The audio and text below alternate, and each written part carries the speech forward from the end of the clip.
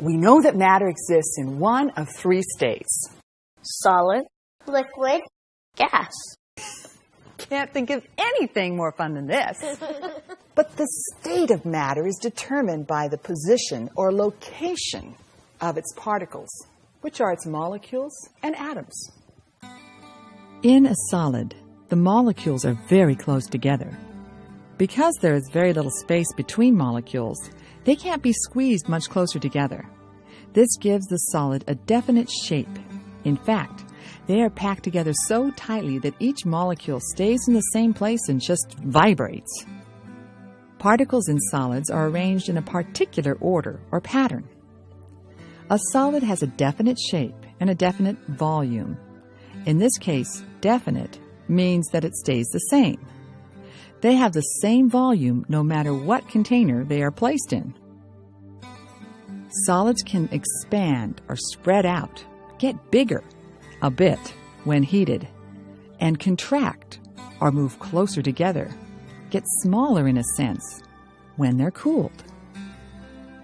The solid materials that make up a bridge or sidewalk expand when warmed. If the sections are assembled tightly on a normal day, they will expand against each other on very hot days.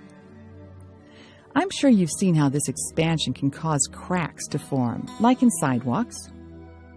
To make sure these cracks don't form, engineers leave some space between the sections and fill it with a flexible material. Now, in liquids, molecules are not packed together as tightly as in solids, so they move more freely. Molecules in a liquid are able to slide past one another, and that is why liquids change their shape. You can see the motion of particles in a liquid by placing a drop of dye in a glass of water. As the particles bump into one another, the dye slowly spreads through the water. Liquids take on the shape of their container. When you pour milk, a liquid, from a jug into a glass, the shape of the milk changes to fit the container. If you pour a liquid from one container into another, the amount of matter in the liquid stays the same. However, liquids do have a definite volume.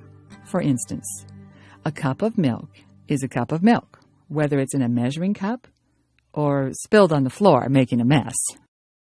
Here's something interesting. Like solids, liquids can expand when heated or contract when cooled.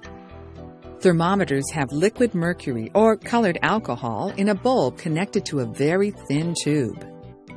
The liquid expands, moving up when it's hotter, and contracts, moving down when it's cooler. We use this characteristic to help us determine temperature.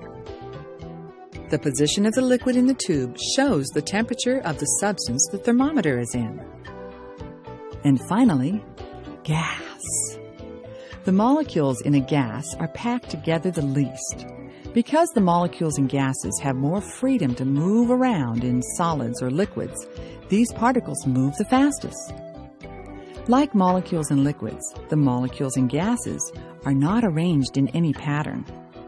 Unlike molecules in liquids, however, molecules in gases don't stay close together. And a gas does not have a definite shape or volume. Now, the air we breathe is a mixture of gases that fill up the room and the Earth's atmosphere. If you put air into a tire, it takes the same shape as the tire. And even when the tire seems full, you can put more air into it. Unlike liquids, gases always fill the full volume of their containers. If only the volume of the gas changes, the mass remains the same. The molecules just spread further and further apart. And, like solids and liquids, gases expand or contract with changing temperature. Of all the states of matter, gas molecules tend to spread out the most.